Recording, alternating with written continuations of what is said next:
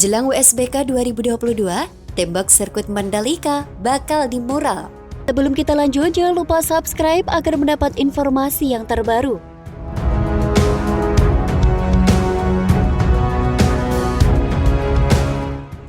Berbagai persiapan terus dilakukan menjelang helatan World Superbike Championship 2022. Selain menyiapkan infrastruktur, pihak Mandalika Grand Prix Association bersama pemerintah Provinsi NTB akan menggelar lomba mural di sirkuit Mandalika. Peserta mural nantinya akan melukis sepanjang tembok sirkuit Mandalika. Akan dilukis. Kita juga sedang bahas lomba musik dan seni untuk anak SMA dan anak kuliahan di Mandalika, kata Komandan Lapangan USBK 2022, Jamaluddin, Senin 19 September 2022. Selain itu, Pemda NTB juga sedang menggagas Lombok Sumbawa Fair. Kegiatan tersebut akan diramaikan oleh puluhan UMKM bernuansa lokal di sirkuit Mandalika.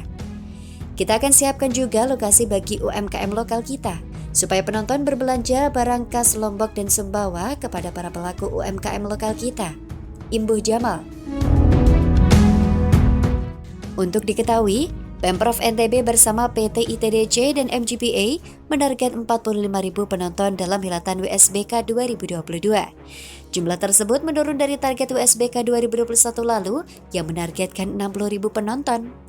Target penonton USBK tahun ini 45.000 untuk kalkulasi 3 hari event, kata Komandan Lapangan USBK 2022.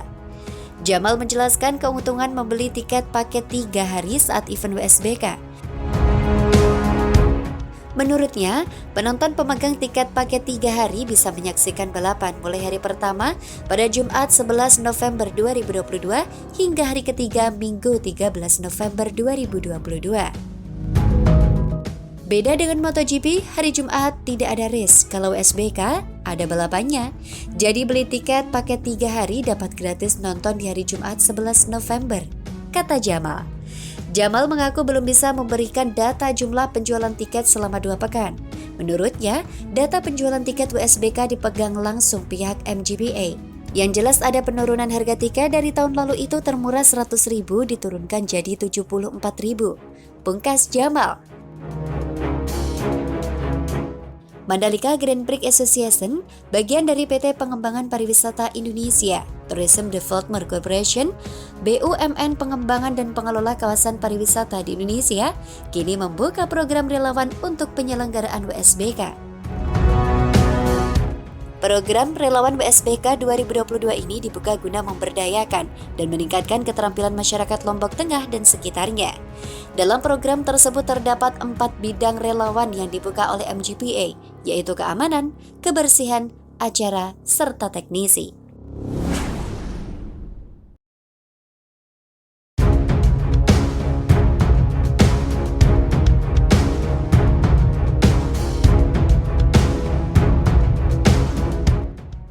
...2.130 personel gabungan siap amankan USBK Mandalika. Sebelum kita lanjut, jangan lupa subscribe agar mendapat informasi yang terbaru.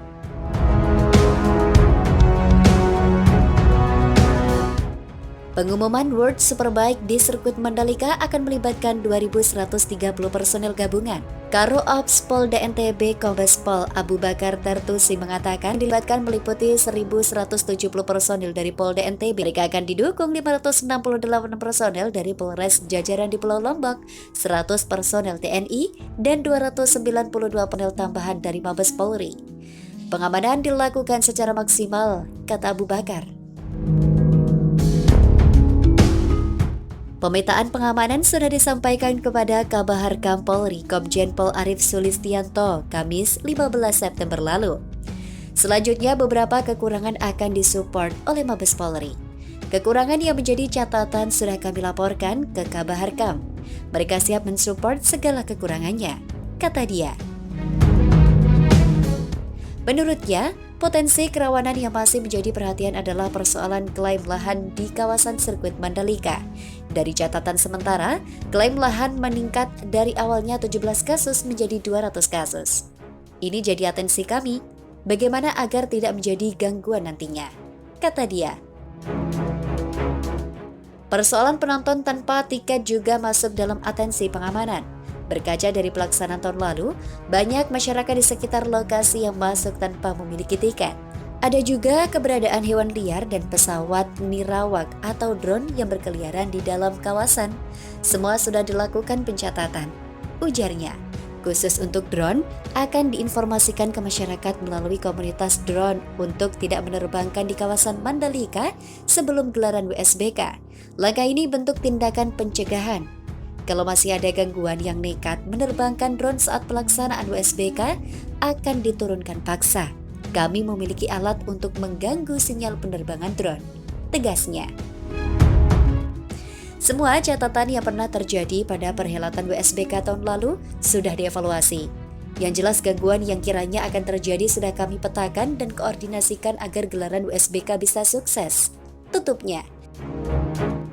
Mandalika Grand Prix Association atau MGPA membuka pendaftaran relawan event WSBK yang akan berlangsung di sirkuit Mandalika Lombok Tengah, Nusa Tenggara Barat 11 hingga 13 November 2022. Dalam program tersebut terdapat 4 bidang relawan yang dibuka oleh MGPA, kata Direktur Utama MGPA Priyadi Satria pada hari Jumat 16 September 2022. Bos pengelola sirkuit Mandalika tersebut mengungkapkan dibutuhkan relawan balap motor WSBK untuk menangani keamanan, kebersihan, acara, serta teknisi dari masyarakat Lombok Tengah.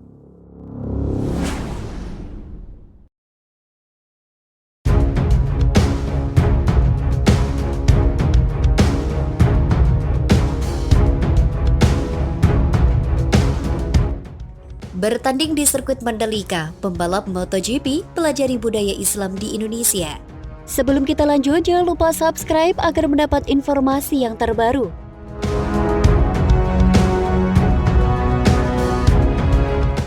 Tiga budaya Islam yang dipelajari pembalap dunia saat tanding di sirkuit Mandalika menarik untuk dibahas. Seperti yang diketahui, pada 18 hingga 20 Maret 2022 lalu, para pembalap MotoGP hadir di sirkuit Indonesia untuk menjalani seri MotoGP Mandalika 2022.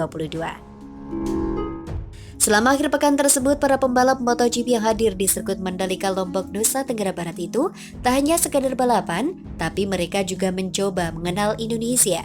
Berbagai hal dipelajari para rider MotoGP, termasuk budaya Islam. Lantas, budaya Islam apa saja yang dipelajari para pembalap selama MotoGP Indonesia 2022 tersebut? Berikut 3 budaya Islam yang dipelajari pembalap dunia saat tanding di sirkuit Mandalika. Pertama, memiliki banyak masjid. Lombok dikenal sebagai tempat berjuluk Pulau Seribu Masjid. Hal itu terlepas dari banyaknya jumlah masjid yang dibangun di wilayah yang memang mayoritas memeluk agama Islam. Selama di Mandalika, para pembalap pun tentu akan selalu melihat kehadiran masjid di setiap perjalanan mereka. Kenyataan bahwa ada banyak masjid di Lombok itu membuat para pembalap tahu bahwa itu adalah rumah ibadah umat Islam. Kedua, tidak ada sesi semprot campaign di podium. MotoGP Mandalika 2022 dimenangkan oleh Miguel Oliveira dari KTM Red Bull. Lalu di posisi kedua dan ketiga dihuni oleh Fabio Quartararo serta Johann Zarco. Dalam perayaan kemenangan di podium tampak tak ada kegiatan sesi semprot campaign yang biasa dilakukan usai balapan. Ternyata, hal itu tidak dilakukan karena menghormati Indonesia selaku tuan rumah. Tak menyemprot campaign pun bukan pertama kali terjadi Mandalika. Ketiga, mengenal salawat tarhim. Pembalap Moto2 asal Spanyol, Marcos Ramirez kebingungan dengan suara salawat tarhim yang berkumandang di masjid area sirkuit Mandalika. Meski agak bingung, tapi rider 24 tahun itu menikmati suara salawat tersebut. Ramirez pun merasa heran dengan suara salawat tarhim yang dikumandangkan di masjid sekitar. Dengan muka yang masih terlihat lelah, pembalap Kalex itu pun membagikan momen di Instagram pribadinya. Kegiatan di Indonesia pada pukul 5 pagi, ujar Marcos Ramirez saat mendengar salawat tarhim tersebut. Salawat tarhim sudah menjadi tradisi yang kerap terjadi di Indonesia menjelang azan subuh.